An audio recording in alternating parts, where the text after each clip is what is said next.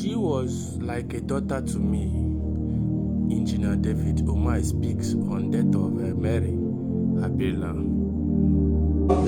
Information I want to correct is that the lady in question was like a daughter to me. She had stayed with me for 3 years. She was a staff of the Federal Medical University. She was a nurse and not a physiotherapist. And the family and my family are like one family. And she has her medical records in Turkish hospital, being paid by us.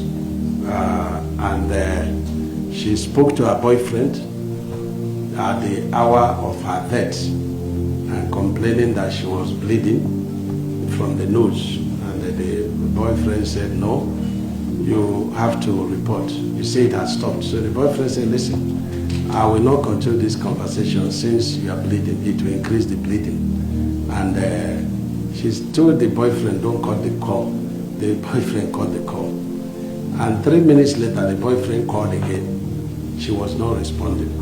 And even in the morning, she told the boyfriend she was going to bath because she locked her door, So even in the morning, when they broke the door and discovered her dead, the tap was still running, So, but what baffles me, in this country is that everything becomes an opportunity. Now, there is a guest house where her and the second medical person stay. And that is very far from where I stay. And so it means that, God forbid, somebody dies in Ministry of Works, the minister must be accountable to that. Is that what they say? Is that they say that somebody cannot die? Is that, have they checked the medical records of the lady? Do they know, that this lady was like a daughter to me? And but everything goes into politics. But what I say to people, be careful. Life is spiritual. When you want to use the unfortunate death of a young girl to play politics, if we have hands in the killings, it will follow us in our family.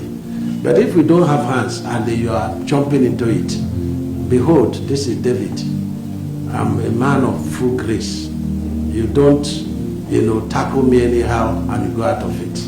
So be careful when you want to use the death of that young lady. One of my best workers, a nurse, a staff of the federal. Somebody said, oh, they were transported.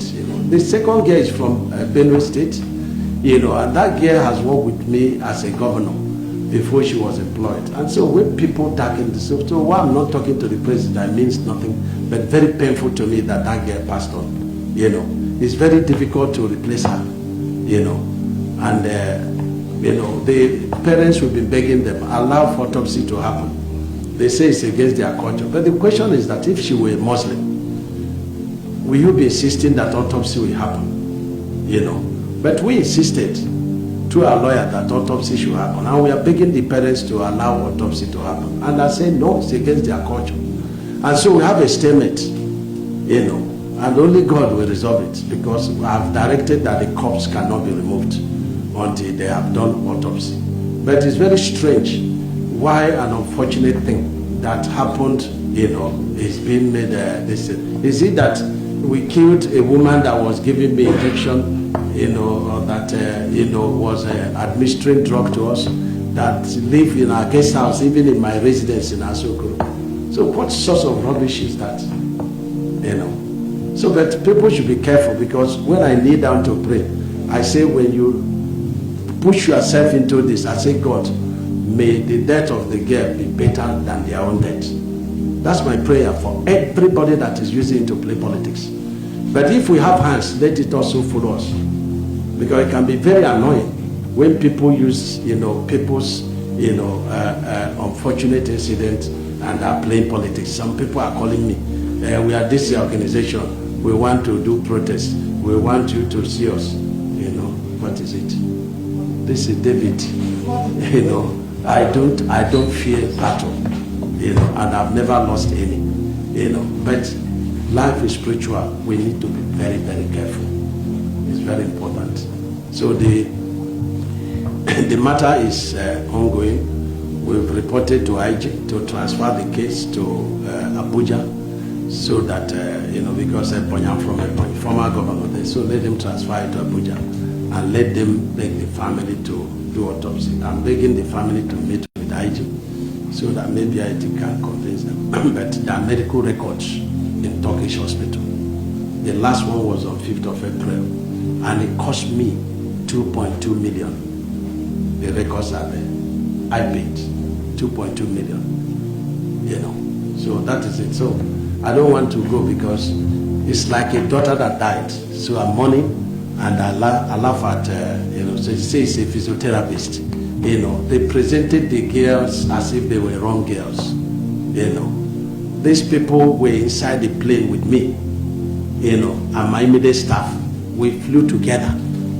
It's not as if they even came to Ebonyi differently. We flew together, you know, with them. You know, we're going to Lagos, you know, and this is not the first time. The boyfriend also told us that in Lagos, which was when we went for this coastal road, that she called him and said she was bleeding from the nose. He said, no, report to your boss. He said the boss will insist that she should go back to hospital, that she didn't want, and she didn't stress me. So he said, look for hospital around there and go. That's the confession of the boyfriend, you know.